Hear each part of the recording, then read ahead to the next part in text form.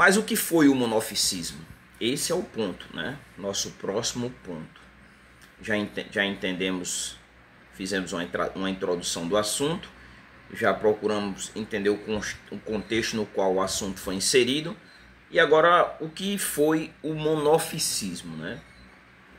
Na verdade, o que defendia, podemos começar com essa pergunta, o que defendia o monofisismo? E o monofisismo afirmava o seguinte: Jesus tinha apenas uma natureza, e essa natureza era a natureza divina, isso após a encarnação. Então ele não tinha duas naturezas, né?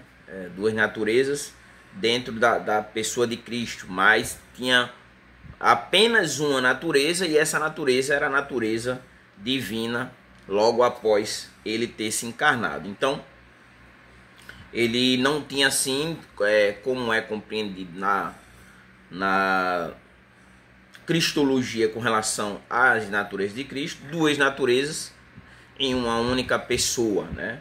Duas naturezas separadas, né?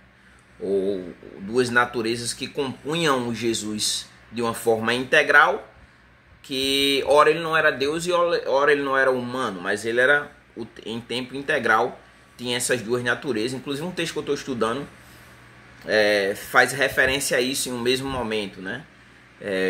Que é o texto de Mateus 8, 23, do versículo 23 ao 27, quando ele acalma uma tempestade. Ali você vai ver que Jesus ele dorme no barco e ali se levanta uma tempestade. Então, natureza humana, ele estava dormindo, ele se cansou. Mas ao mesmo tempo, a natureza divina, porque ele se levanta e ele repreende ali, ele acalma a tempestade, né? Então, só Deus tinha o poder para acalmar a natureza, as duas naturezas, né? Então, ainda o monofisismo argumenta que a natureza humana de Jesus ela foi fundida com a sua natureza divina, né? No caso, dissolvendo-se nela, e nesse caso aí resultou em uma única natureza, que no caso seria a natureza divina, né? Então a natureza humana foi fundida, né? Dissolvida, né? E o resultado foi só restou a natureza divina.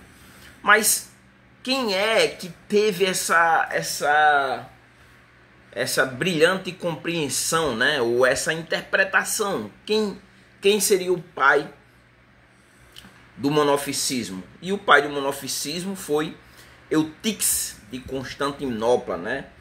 Um alquimadrita. E o que seria isso, né? O líder de um mosteiro, né? Então esse cara, né, o Eutiques, ele que vai desenvolver. Eu fico pensando assim, essa vida monástica, né? Poderíamos dizer assim, uma vida reclusa de dedicação exclusiva a Deus, né? É uma vida do qual você tem tempo para, de certa forma, para estudar as escrituras, a filosofia, a compreensão, uma profundidade maior, né? Já que você, e naquela época não tinha televisão, não tinha celular, né? Então, a partir daí você conseguia desenvolver bons comentários, bons estudos, né? sobre a igreja de uma forma geral, sobre vários pontos, várias áreas da igreja. No entanto, ele, como líder de um mosteiro, desenvolveu o monofisismo, né? Viveu basicamente no 5º século, né? E o argumento principal de Eutiques, né, o pai do monofisismo, é que a natureza humana de Jesus, para concluir, com referência ao monofisismo, Eutiques diz o seguinte: a natureza humana foi absorvida pela divina, né? A divina absolveu a humana.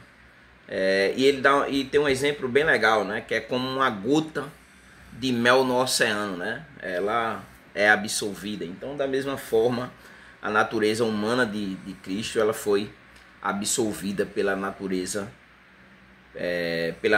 divina, né? A humana foi absolvida pela divina.